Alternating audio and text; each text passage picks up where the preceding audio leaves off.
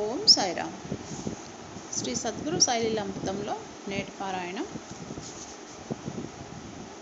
శ్రీ బాబా హేమాడ్ పంత్ ఇంటికి విందుకు వెళ్ళుట. ఉపరిగాథలో కొందరికి ఒక సందేహం కలుగుతుంది. శ్రీ బాబా చిత్రపటం కనిపించినా ఆయన దర్శనమైనట్లే లెక్క అని. అదే శ్రీ సాయినాథుని ప్రత్యేకత. ఒక ఉదాహరణ చూద్దాం. 1917వ సంవత్సరం హోలీ పండుగ నాడు తెల్లవారుజామున శ్రీ బాబా హేమాడ్కు కలలో కనిపించి, మధ్యాహ్న భోజనాల వేళ మీ ఇంటికి వస్తున్నానని చెప్పారు. ఉలికిపడి లేచాడు హేమాడ్.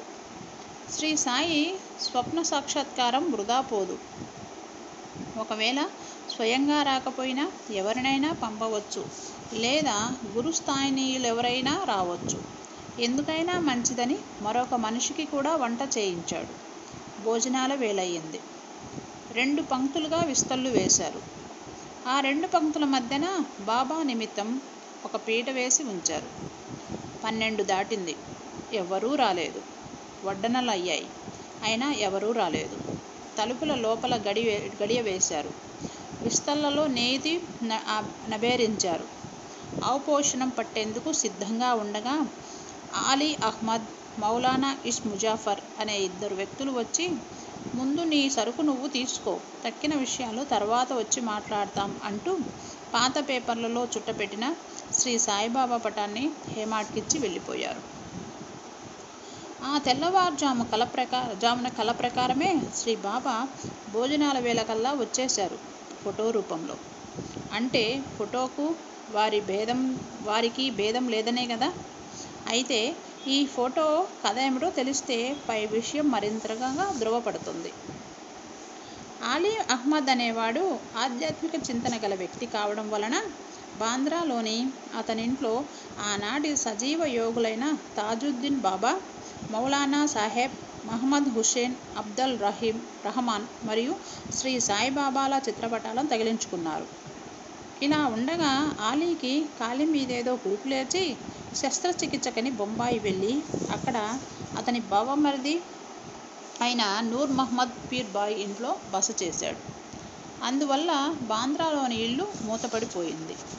ఇక్కడ ఎన్నాళ్ళకి ఆలీ కురుపు తగ్గలేదు.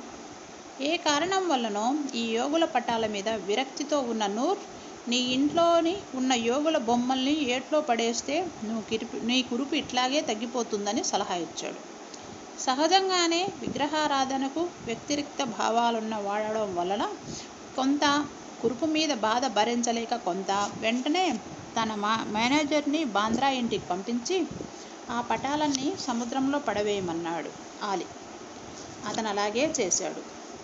ఆ పైన మరో 2 నెలలకి కాస్తంత స్వస్థుడైన ఆలీ బాంద్రాలో తన ఇంటికి వచ్చి తలుపులు తెరిచేసరికి దుమ్ము కొట్టుకుపోయి ఉన్న ఆ ఇంట్లో ఎదురుగుండా గోడకి శ్రీ సాయిబాబా పటం ఒక్కటి మాత్రం సద్యోనూతనంగా వేలాడుతూ కనిపించింది. తన మేనేజరు అన్ని పటాల్ని తీసేసినా ఈ సాయి ఫోటో ఎలా మిగిలిందో, ఇల్లంతా దుమ్ము కొట్టుకుపోయి ఉన్న ఆ ఫోటో మాత్రం పరిశుభ్రంగా ఎలా ఉందో అర్థం కాలేదు. మొత్తం మీద శ్రీ బాబా పటంలో కూడా ఏదో మహత్యం ఉందని గ్రహించాడు. కానీ బావమరిది అయిన నూర్ వస్తే తన మీద కారాలు మిరియాలు నూరుతాడనే జంకుతోటి ఆ ఫోటోను బ్రద్దలు కొట్టేస్తాడేమో అనే బెంగతోటి సతమతమై చాలా దీర్ఘంగా ఆలోచించి, భగవంతుడు అండాల్సింది భక్తుల దగ్గరే కదా అనే భావంతో ఆ ఫోటోను న్యూస్ పేపర్లో చుట్టి సరిగ్గా హోలీ నాటి భోజనాల వేళకి బాబా భక్తుడైన హేమాడ్కు అందించాడు. ఇది జరిగిన సంగతి. శ్రీ బాబాకు, ఆయన వాక్కుకు, ఆయన నామానికి మాత్రమే కాదు, శ్రీ సాయిబాబా సంబంధితమైన ప్రతి ఒక్కదానికి ఆయనకు కూడా ఎటువంటి భేదమూ లేదని గ్రహించాలి. ఓం శ్రీ సాయి శరణం. సద్గురు సాయినాథార్పణమస్తు. శుభం భవతు. ఓం సాయిరామ్.